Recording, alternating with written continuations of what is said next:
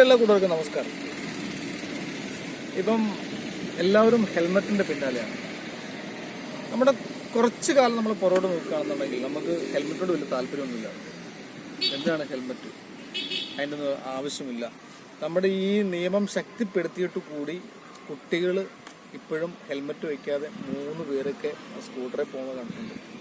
ആ 3 പേരെ പോകുന്നതിനെ കുറിച്ചൊക്കെ നമുക്ക് പിന്നെ അതിനെക്കുറിച്ച് വിശദീകരിക്കും. ഞാനിപ്പം നിങ്ങളുടെ മുന്നിലേക്ക് വന്നിരിക്കുന്നത് ഹെൽമെറ്റ് വെക്കുന്നതിൻ്റെ പ്രത്യേകതകൾ അല്ലെങ്കിൽ ഹെൽമെറ്റ് വെക്കേണ്ടതിൻ്റെ ആവശ്യകതകളെ കുറിച്ച് നിങ്ങൾക്ക് എനിക്ക് എൻ്റെ അറിവിലുള്ള കുറേ കാര്യങ്ങൾ പറഞ്ഞു തരുന്നതിനാണ് ഞാനിപ്പം ഈ ഒരു വീഡിയോ നിങ്ങളുടെ മുന്നിലേക്ക് കൊണ്ടുവന്നത്. എൻ്റെ ഈ വീഡിയോ കണ്ട് ഇഷ്ടപ്പെട്ടാൽ തീർച്ചയായിട്ടും നിങ്ങൾ ഈ വീഡിയോ എല്ലാവർക്കും ഷെയർ ചെയ്യണം, സബ്സ്ക്രൈബ് ചെയ്യണം, കൂടാതെ ബെല്ലൈക്കണും എനേബിൾ ചെയ്യണം.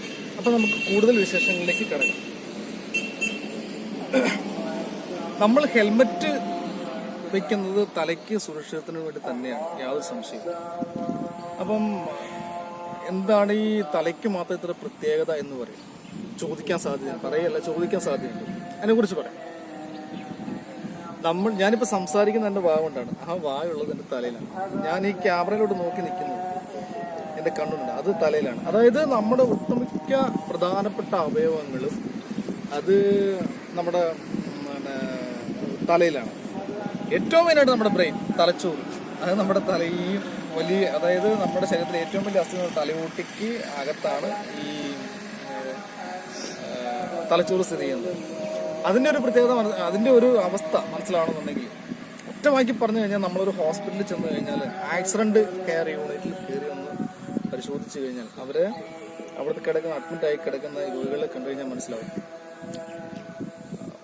പരിതാപകരമാണ്, സങ്കടകരമാണ്. നമുക്ക് അച്ഛൻ്റെ അമ്മമാരുടെ ഹൃദയം നുറങ്ങുന്ന കരച്ചിൽ കണ്ട് നിൽക്കാൻ പറ്റത്തില്ല അവിടെ. ആ ഒരവസ്ഥയാണ്. അത്രത്തോളം പ്രാധാന്യം അർഹിക്കുന്ന ഒന്നാണ് ഹെൽമെറ്റ് എന്ന് പറയുന്നത്. അപ്പം അതിൻ്റെ ഒരു ചെറിയ ഡെമോ ഞാൻ കാണിച്ചു. നമ്മുടെ ഈ ശരീരത്തിൽ ഫ്ലെക്സിബിൾ ആയിട്ടുള്ള ഒരു അസ്ഥി എന്ന് പറയുന്നത് നമ്മുടെ കഴുത്താണ്. അതായത് നമ്മുടെ കഴുത്താല അങ്ങോട്ടും ഇങ്ങോട്ടും ശരിയാമണ്ണം തിരിക്കാനും മേലോട്ടും താഴോട്ടൊക്കെ തിരിക്കാനും ഒക്കെയാണ് അസ്ഥി അങ്ങനെ രൂപകൽപ്പന ചെയ്തിരിക്കുന്നത്. നമ്മൾ എങ്ങനെ വീണാലും നമ്മുടെ തലയാണ് ആദ്യം തലയിടിക്കുക. അതായത് ഇങ്ങനെ ചെരിഞ്ഞ് വീണാൽ തന്നെ നമ്മുടെ തലയുടെ ഈ ഭാഗം തലയിടിക്കും. ഈ ഭാഗത്തോട്ട് തന്നെ മലന്ന് വീണാലോ കമന്ന് വീണാലോ നമ്മുടെ തല തന്നെയാണ് തലയിലടിക്കുക. അപ്പോൾ എന്താ സംഭവിക്കുക? തലയിൽ അസ്ഥി പൊട്ടും. അസ്ഥി പൊട്ടിക്കഴിഞ്ഞാൽ അസ്ഥിയുടെ ആ ഒരു ഷാർപ്പ്നെസ്, അതായത് ആ ഒരു മൂർച്ച എത്രത്തോളമാണെന്ന് മനസ്സിലാക്കണമെന്നുണ്ടെങ്കിൽ അത് നമ്മൾ ഒരു അതിപുരാതനമായ വർഷങ്ങൾ പുറകോട്ട് പോകണം. അതായത് ശരിക്കും പറഞ്ഞാൽ നമ്മുടെ ആദിമ മനുഷ്യൻ വേട്ടയാടാൻ വരെ അസ്ഥി ഉപയോഗിച്ചിട്ടുണ്ടെന്നാണ് രേഖകൾ പറയുന്നത്. അത്ര കണ്ട് മൂർച്ചയുള്ള സാധനം. ഇനി അത്രയ്ക്കൊന്നും പോകണ്ട. ഇംഗ്ലീഷ് സിനിമ കാണുന്ന എൻ്റെ കൂട്ടുകാരുണ്ടെന്നുണ്ടെങ്കിൽ അവർക്ക് വാങ് ബാക്ക് എന്ന് പറയുന്ന ടോണിജ് അഭിനയിച്ച സിനിമയ്ക്കകത്ത് ഏറ്റവും അവസാന ഭാഗത്ത് ഒരു അസ്ഥി, ആനയുടെ അസ്ഥി ഒടിഞ്ഞിട്ട് കയ്യെ വെച്ച് കെട്ടി ഒക്കെ ഞരമ്പുകൾ മുറിഞ്ഞു, ചുമ്മാ ഒന്ന് ഉറച്ചു കഴിഞ്ഞാൽ തന്നെ ഞരമ്പുകൾ വരെ മുറിഞ്ഞു പോകുന്ന ആ ഒരു സീനൊക്കെയാണ് കാണിക്കുന്നത്. അപ്പം ആ അസ്ഥിയുടെ ഇതൊന്ന് ആലോചിച്ച് നോക്കണം, ആ പവർ ഒന്ന് ആലോചിച്ച് നോക്കണം, ആ മൂർച്ച, അതിൻ്റെ ഷാർപ്പ്നെസ് ഒന്ന് ആലോചിച്ച് നോക്കണം. ഈ നമ്മുടെ തലയെ തറച്ച് നിടിച്ചിട്ട് ഈ അസ്ഥി പൊട്ടിക്കഴിഞ്ഞാൽ അസ്ഥി ഉള്ളിലേക്കാണ്, പുറത്തേക്ക് വരില്ല, ഉള്ളിലേക്കാണ് പോകുന്നത്. അപ്പോൾ തലച്ചോറുണ്ടാകുന്ന മുറിവുകൾ, അതിലുണ്ടാകുന്ന രക്തസ്രാവം നമ്മുടെ തലച്ചോറിനകത്ത് കെട്ടിക്കിടക്കുകയും മുറിവുകളൊക്കെ നമ്മുടെ കോമ സ്റ്റേജിലേക്ക്, അതായത് നമ്മുടെ ഈ ലോകത്തെക്കുറിച്ച് നമുക്കൊന്നും അറിയാൻ പാടില്ല, വെറും ജീവിച്ചിരിക്കുന്ന ജഡം പോലെ നമ്മൾ കിടക്കുന്ന ഒരു അവസ്ഥയിലേക്ക്. അതാണ് നമ്മുടെ തലയെ സംരക്ഷിക്കാനുള്ള ഹെൽമെറ്റ് വെക്കണമെന്ന് ഈ പറയുന്നത്. അതായത് സാമൂഹ്യ പ്രതിബദ്ധതയുടെ ഭാഗമായിട്ട് സർക്കാർ അല്ലെങ്കിൽ മോട്ടോർ വെഹിക്കിൾ ഡിപ്പാർട്ട്മെന്റ് അങ്ങനെ പറയുന്നുണ്ടെങ്കിൽ ഓരോ വ്യക്തിയുടെയും ജീവന് അവർ പ്രാധാന്യം കൊടുക്കുന്നുണ്ട് എന്ന് തന്നെയാണ്. ഇപ്പം 2 ഹെൽമെറ്റ് വേണം നിർബന്ധം പറ്റുന്നത്. തീർച്ചയായിട്ടും 2 പേരും ഹെൽമെറ്റ് വെക്കണം. കുട്ടികൾക്കും ഹെൽമെറ്റ് വാങ്ങേണ്ട നിർബന്ധമാണ്. ഇല്ലാത്ത പക്ഷം നമ്മളൊരു കാറോ ബസ്സിലോ ഓട്ടോയിലോ സഞ്ചരിക്കേണ്ടതായിട്ടുണ്ട്. അപ്പം ഒന്ന് മനസ്സിലാക്കണം, നമ്മൾ എങ്ങനെ ഒരു ബൈക്കിൽ നിന്ന് എങ്ങനെ വീണാലും നമ്മൾ തലയിലടിച്ച് തന്നെയായിരിക്കും നമ്മൾ വീഴുക, യാതൊരു സംശയമില്ലാനത്. അപ്പം തീർച്ചയായിട്ടും പലരും ഈ ഒരു ഹെൽമെറ്റ് മിക്കവാറും ഒരു ഹാഫ് ഐസ് ഹെൽമെറ്റ്, അതായത് എൻഫീൽഡിലൊക്കെ പോകുന്ന ഒരു ഫ്രണ്ട് ഹെൽമെറ്റ് ഫ്രണ്ട് ഈ നമ്മുടെ ഈ താടിയലിന് സപ്പോർട്ടില്ലാത്ത ഹെൽമെറ്റ് ധരിക്കാറുണ്ട്. അപ്പം പലരും ഈ ഹാഫ് ഐസ് ഹെൽമെറ്റ്, അതായത് നമ്മുടെ ഈ എൻഫീൽഡിലൊക്കെ പോകുന്നവരെ കണ്ടിട്ടില്ലേ, നല്ല രസമാണ് കാണാനായിട്ട്. ആ എൻഫീൽഡിന്റെ ബുള്ളറ്റിന്റെ ആ ഒരു ഭംഗിക്കും അതിലിരിക്കുന്ന ആളിന്റെ ഒരു ഭംഗിക്ക് വേണ്ടിയിട്ട് തീർച്ചയായിട്ടും ആ ഹാഫ് ഐസ് ഹെൽമെറ്റ്, അതായത് ഇവിടെ നിങ്ങൾ ഫ്രണ്ട് ഓപ്പൺ ആയിട്ട് കിടക്കും ആ ഒരു ഹെൽമെറ്റ്, അതായത് ഇത് നെക്കിൽ ഈ ലോക്ക് മാത്രമേ ഉണ്ടാവുള്ളൂ, പിന്നെ തലയെ കവർ ചെയ്തൊരു സംഭവമാണ്. പക്ഷെ അതുകൊണ്ട് എന്താണ് ഗുണം? ഒരു ഗുണമുണ്ടെന്ന് എനിക്ക് തോന്നുന്നില്ല. കാരണം അതിൻ്റെ ഒരു ഉദാഹരണം ഞാൻ കാണിച്ചത് എൻ്റെ വേറെ അതിൻ്റെ അത്രയും വരില്ലെങ്കിലും ഇതൊരു ഫുൾ കവർ അല്ലാത്ത ഹാഫ് കവർ ഹെൽമെറ്റാണിത്. സ്റ്റഡ്സിൻ്റെ ഹെൽമെറ്റാണ്. അപ്പം ഇതിന് താടിക്ക് കവർ ചെയ്യാനുള്ള ഓപ്ഷനില്ല, ആ ഒരു ഗാർഡില്ല, സുരക്ഷിതത്തിനുള്ള ആ ഒരു നിർമ്മിതി ഇതിനകത്തില്ല. അപ്പം എന്താണ് സംഭവിക്കുക? നമ്മുടെ ഈ താടിയിൽ നമ്മൾ ചവയ്ക്കുമ്പം വളരെ ഈസി ആയിട്ട് താഴുകയും പൊങ്ങും ചെയ്യും. ഇത് ഇവിടെ രണ്ട് ബോർഡ് പോലെ രണ്ട് ലോക്കിലാണ് താടിയിൽ ഇരിക്കുന്നത്. നല്ലൊരു തട്ട് തട്ടിക്കഴിഞ്ഞാൽ ഇതിന്റെ പൊസിഷൻ മാറിപ്പോകും, തെറിച്ചു. ചിലപ്പം നല്ല ശക്തിയായിട്ട് നല്ല ആഘാതം വന്നു കഴിഞ്ഞാൽ ചിലപ്പോൾ ഈ താടിയുടെ ഈ എല്ല് മാറി ഇങ്ങനെ മൊത്തത്തിലായിട്ട് പോകാൻ സാധ്യതയുണ്ട്. അതുകൊണ്ടാണ് അതും തീർച്ചയായിട്ടും ധരിക്കണം. ഇത് ഒരു വട്ടം ഇളകി കഴിഞ്ഞാൽ പിന്നെ പിടിച്ചിട്ട് കഴിഞ്ഞാൽ പിന്നെ ആരെങ്കിലും നമ്മൾ ചുമ്മാ ചിലപ്പോൾ ഒന്ന് വലിച്ചാൽ തന്നെ സംഭവിക്കുക ഊരി പോരാൻ സാധ്യതയുണ്ട്. അതുകൊണ്ട് ഫുൾ കവറിൽ ഉള്ള ഒരു ഹെൽമെറ്റ് വാങ്ങിക്കുക. കൂടാതെ ഇതിന്റെ ബസ്സിൽ ഈ ഒരു ഗ്ലാസ് ബസ്സിൽ ഇത് നല്ല ബ്രാൻഡഡ് അല്ല എന്നുണ്ടെങ്കിൽ ഇത് പൊട്ടിപ്പോകാൻ സാധ്യതയുണ്ട്. അതിപ്പം നല്ല ഹെൽമെറ്റ് മേടിക്കുകയാണെന്നുണ്ടെങ്കിൽ ഹെൽമെറ്റിന്റെ പ്രാധാന്യത്തെല്ലാം പറഞ്ഞു, നമ്മുടെ തലച്ചോറിനെ സംരക്ഷിക്കുന്നതാണെന്ന് പറഞ്ഞു, അപ്പം നമ്മുടെ ജീവിതത്തെ എത്രത്തോളം ബാധിക്കുന്നതാണെന്ന് ഞാൻ പറഞ്ഞു. തീർച്ചയായിട്ടും നമ്മൾ വാങ്ങിക്കുമ്പം സ്റ്റാൻഡേർഡ് നല്ല ബ്രാൻഡഡ് ആയിട്ടുള്ള നല്ല ക്വാളിറ്റി ഉള്ള ഒരു ഹെൽമെറ്റ് വാങ്ങിക്കാൻ ഞാൻ നിങ്ങളോട് താല്പര്യപ്പെടുകയാണ്, ആവശ്യപ്പെടുകയാണ്. കാരണം ജീവിതം സംരക്ഷിക്കാൻ ഒരു കവചമാണ് നമ്മൾ വാങ്ങിക്കുന്നത് എന്നുള്ള ഓർമ്മ വേണം.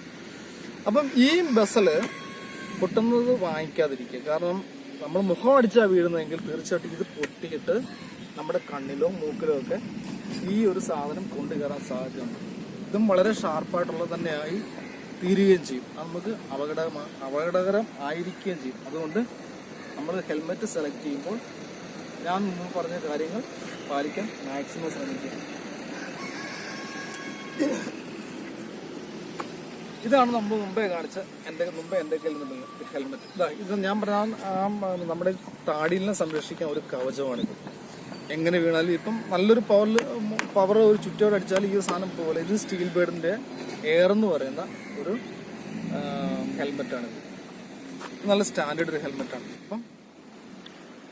അപ്പം നല്ല ക്വാളിറ്റി ഉള്ളൊരു നമ്മൾ ഹെൽമെറ്റ് വാങ്ങിക്കുമ്പോൾ തീർച്ചയായിട്ടും ഇതിൻ്റെ ആ ക്വാളിറ്റി മനസ്സിലാക്കാൻ ISI മാർക്ക് എന്ന് എഴുതിയിട്ടുണ്ട്. അതായത് ശരിക്കും സ്റ്റിക്കർ ഒട്ടിച്ചത് വാങ്ങിക്കാതിരിക്കുക, ഇതിൽ ആലേഖനം ചെയ്തിരിക്കുന്ന അത് തന്നെ വാങ്ങിക്കുക. കാരണം ISI എന്ന് പറഞ്ഞാൽ ഇന്ത്യൻ സ്റ്റാൻഡേർഡ് ഇൻസ്റ്റിറ്റ്യൂട്ട് എന്നാണ്. അപ്പം ഈ ഒരു മാർക്ക് ആ ഇൻസ്റ്റിറ്റ്യൂട്ടിൽ അവർ സർട്ടിഫൈ ചെയ്തിട്ടുള്ള ഹെൽമെറ്റ് ആയിരിക്കും, അല്ലെങ്കിൽ അതുപോലുള്ള ഉപകരണങ്ങളായിരിക്കും ISI മാർക്ക് രേഖപ്പെടുത്തിയിരിക്കുക. അപ്പം ഇത്രയും കാര്യങ്ങൾ വന്നു. ഇനിയിപ്പോൾ നമുക്കറിയേണ്ടത് നമ്മുടെ ഈ സ്ട്രിപ്പ്, അതായത് നമ്മുടെ താടിയിൽ നമ്മുടെ ഈ ഹെൽമെറ്റ് ഉറപ്പിച്ച് വെക്കാനുള്ള ഈ സ്ട്രിപ്പ് പിടിപ്പിക്കുന്നത് എങ്ങനെയെന്നാണ്. അപ്പം തീർച്ചയായിട്ടും നമ്മൾ മനസ്സിലാക്കേണ്ട ഒരു കാര്യം എന്ന് പറഞ്ഞാൽ ഈ സ്ട്രിപ്പ് നമ്മൾ ചുമ്മാ നമ്മുടെ ഇഷ്ടമനുസരിച്ച് പിടിപ്പിക്കാനുള്ള ഒന്നല്ല.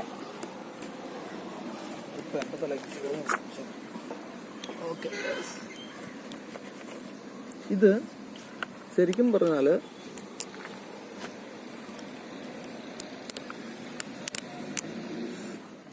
അതായത് നമ്മൾ ഈ ഹെൽമെറ്റ് ഇട്ട ശേഷം നമ്മൾ ഇത്രയും കാശ് മുടക്കി നമ്മൾ ഈ ഹെൽമെറ്റ് മേടിക്കുക, നമ്മൾ തലയിൽ വെക്കുക, ഇത് ഊരിപ്പോകാൻ കൂടി ചെയ്തിട്ട് കാര്യമില്ല. അപ്പോൾ എന്താ ചെയ്യേണ്ടത്? ഇത് കൃത്യമായിട്ട് ഉറപ്പിക്കുക. ഇത് ലൂസായിട്ട് ഇട്ട് കഴിഞ്ഞാൽ ഇത് തീർച്ചയായിട്ടും ഇത് ഊരിപ്പോകാൻ സാധ്യത വളരെ കൂടുതലാണ്. ചുമ്മാ തൂങ്ങിക്കിടക്കുന്ന ആ സ്റ്റേജ് വരെ വരും. അല്ല, ഇത് നമ്മളൊരു 3 വിരൽ ഇങ്ങനെ കയറി കിടക്കുന്ന രീതിയിൽ 3 വിരൽ ഇങ്ങനെ കയറി കിടക്കുന്ന ടൈറ്റിൽ അത്രയും ലൂസേ ആകാവുള്ളൂ. അതിൽ കൂടുതൽ ലൂസ് വരാൻ പാടില്ല. അതങ്ങനെയാണ് ഇത് ശരിക്കും ഈ ഹെൽമെറ്റ് നമ്മൾ ഇടേണ്ടത്.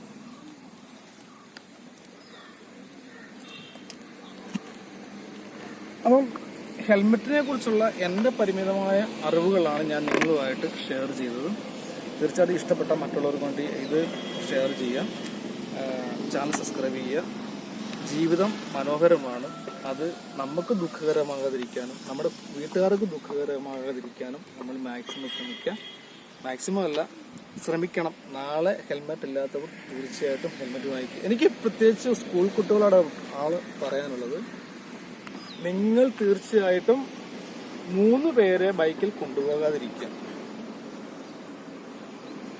2 പേര് യാത്ര ചെയ്യുന്നുണ്ടെങ്കിൽ മസ്റ്റായിട്ടും ഹെൽമെറ്റ് ധരിക്കുക.